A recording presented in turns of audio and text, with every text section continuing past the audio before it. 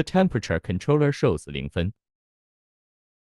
The reason is sensor malfunction or damage. Open the left side panel. Check that the sensor wires are okay. Reinstall the sensor. If the display shows normal, the fault has been cleared. It still has problems.